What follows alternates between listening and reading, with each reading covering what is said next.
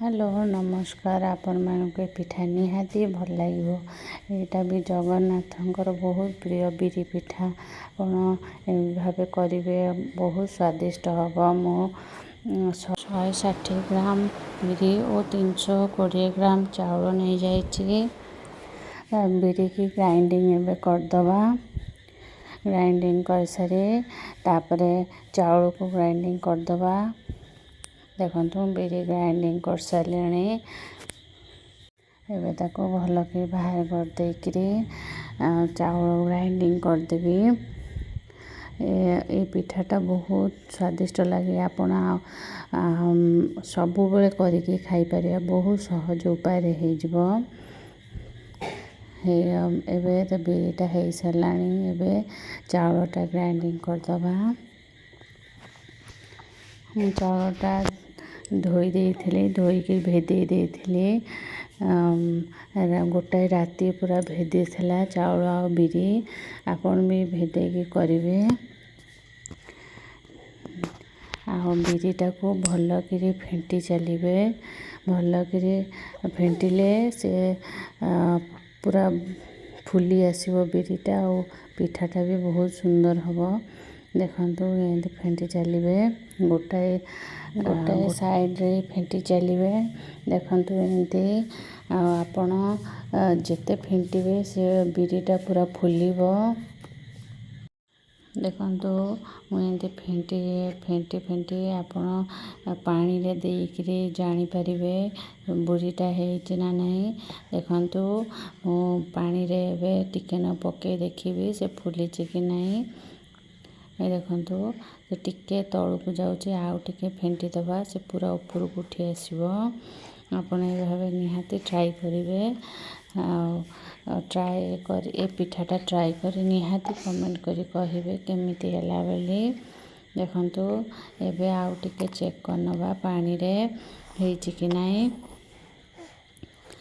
देखु एबे से पूरा ऊपर को उठी आसलानी आउ से बसुनी हो गलानी एबे चाउलटा पकेदबा चाउल पकेकी ताको रखीदबा 2-3 घंटा देखु चाउल मु ग्राइंडिंग कर देछि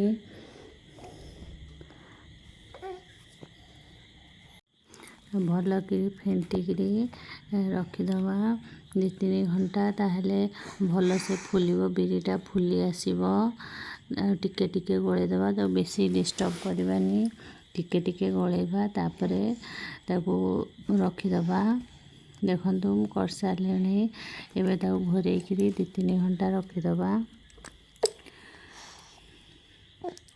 देखु बिरी फुली आसलानी एबे सुजी अध कप से कप्रे नहीं हाफ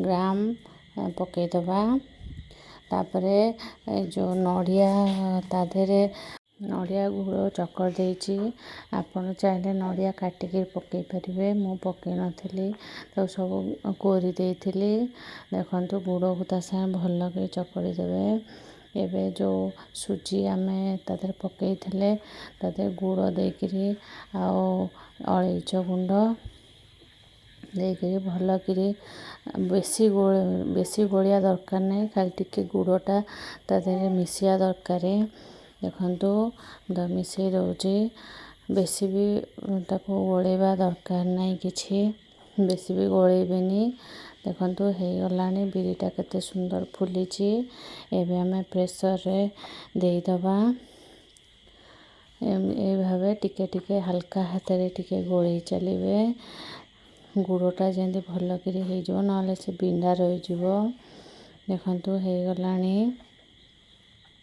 मुझे अल्प टिके चीनी पकई देछि कहीं भल फ्लेवर आसे बोले गुड़ साथ चीनी मिसले भल टेस्ट हुए आपड़ चाहिए आहरी गुड़ पकई पारे देखु टिके भल कि गोले दौचे कहीं चीनीटा टिके मेल्ट हो टाइम लगे एबे से नड़िया टिके पकईकरी गोले दबा हो गलानी आमर बैटरटा तैयारी हो गलानी एबे चलो कदली पत्र सेकीदबा ताले भल कि से भितर बसीज प्रेशर भितर देखु सेकीदबा भल कि टिके तापर तादे घी लगेदबा କେତେ ଭଲ ଭାବେ ସେକି ହେଇଯାଇଛି।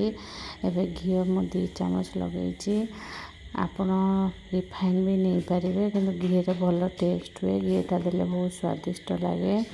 ଦେଖନ୍ତୁ ଘିଅ ଲଗେଇ ଦେଇଛି। ଏବେ ସେଥିରେ ପ୍ରେସରରେ ଦେଇଦେବା, ସେ ଭଲକିରି ବସିଯିବ କାଟିକିରି। ଦେଖନ୍ତୁ ପ୍ରେସରରେ ଦେଇ ଦେଇଛି ଭଲ ଭାବେ। ଏବେ ବାଟାଟାକୁ ଦେଇଦେବା ତା ଦେହରେ। ବାଟାଟା କେତେ ସୁନ୍ଦର ଫୁଲିଛି ଦେଖୁଛନ୍ତି। ଏବେ ତାକୁ ଦେଇଦେବା, ଆଉ ଧୀରେ ଧୀରେ ଦେବା, ନହେଲେ ସେ ବାହାରକୁ ଆସିଯିବ। ଆଉ ମୁଁ ପ୍ରେସରଟା ଏବେ ଅନ୍ କରିନି ଗ୍ୟାସ୍, ତ ଦେଇସାରି ଅନ୍ କରିବେ, କାହିଁକି ବହୁତ ଧୂଆଁଟା ହୁଏ ତା ଦେହରେ। ଆଉ ଆପଣ ଯଦି ଗରମ କରିପାରିବେ ତାହେଲେ ସେଥିରେ ଦେଇଦେବେ। ଦେଖନ୍ତୁ ଧୀରେ ଧୀରେ ଦେବା, ନହେଲେ ସେ ଢାଳି ହେଇଯିବ। ସେ ପତ୍ର ସେପଟକୁ ବି ପଳେଇ ଯାଇପାରେ। ମୁଁ ତାକୁ ବହୁତ ଧୀରେ ଧୀରେ ଦେଇଛି। ଏବେ ଦେଇ ସାରିଲେଣି, ଦେଖନ୍ତୁ ଏଇ ଭାବେ ଦେବେ। ଟା ଦେଇଦେଲି, ଅଧା ଦେଇଛି, ତା ଦେହରେ ପୁର ଦେଇଦେବା, ତାର ଭଲ ଟେଷ୍ଟ ହୁଏ। ପୁର ସବୁ ଦେଇଦେବି। ଫାଳେ ନଡ଼ିଆ ମୁଁ କୋରିଥିଲି, ପୁର ଦେଇଦେବା ସବୁଯାକ। ଦେଇକରି ତା ଦେହରେ ଉପରେ ଆଉ ଟିକେ ଯେଉଁ ବାଟର ବଞ୍ଚିଛି ତାକୁ ଦେଇଦେବା। ମୁଁ ଦେଇ ସାରିଲିଣି ପୁର ସବୁଯାକ। ଏବେ ଚାଲନ୍ତୁ ସେ ବାଟରଟା ତା ଉପରେ ଆସ୍ତେ ଆସ୍ତେ ଦେଇଦେବା, ତାହେଲେ ନଡ଼ିଆ ଯେଉଁ ଆମେ ଦେଇଥିଲେ ସେ ଉପରକୁ ନ ଆସିବ। ଦେଖନ୍ତୁ ତା ଉପରେ ଆସ୍ତେ ଆସ୍ତେ ଦେବେ। ହଁ, ବାଟର ନରମ କରିବେନି, ତାକୁ ଟିକେ ହାର୍ଡ଼ ରଖିଲେ ଭଲ, ବେଶୀ ନରମ ହେଲେ ବୋହିଯିବ। ଦେଖନ୍ତୁ ଏବେ ଆସ୍ତେ ଆସ୍ତେ ମୁଁ ଦେଇ ସାରିଲିଣି। ଭଲ ଭାବେ ତାକୁ ଦେଇଦେବେ, ତା ଉପରେ ପୁରା କଭର୍ କରିଦେବେ। ଏବେ ହେଇଗଲାଣି। ଏବେ ଚାଲ ପ୍ରେସରର ତା ଖୋପଟା ଦେଇଦେବା। ପ୍ରେସରଟା ଦେବା ପୂର୍ବରୁ ତା ଉପରେ ଟିକେ ଘିଅ ଦେଇଦେବା, ଭଲ ଟେଷ୍ଟ ହୁଏ, ଘିଅର ବାସ୍ନା ଏଥିରେ। ତାପରେ କଦଳୀ ପତ୍ର, ତାପରେ କଭର୍ କରିଦେବା। କଦଳୀ ପତ୍ର ବି ଘିଅ ଲଗେଇ ପାରନ୍ତି, କିନ୍ତୁ ତା ଉପରେ ଦେଲେ ଟିକେ ସୁବିଧା ହୁଏ। ମୁଁ କଦଳୀ ପତ୍ର କାଟିକି ଭଲ ଭାବେ ତାକୁ ସେଟ୍ କରିଦେଇଛି। ଏବେ ଟିକେ ଟ୍ୟାପ୍ କରିଦେବା, ତାହେଲେ ସେ ଭଲକି ସେଟ୍ ହେଇଯିବ। ତାପରେ ତା କଭର୍ଟା ଦେଇଦେବା। ଦେଖନ୍ତୁ ଭଲ ଭାବେ ତାକୁ ସବୁ ସେଟ୍ କରିସାରିଲେଣି। ଏବେ ତା କଭର୍ଟା ଆମେ ଦେଇଦେବା।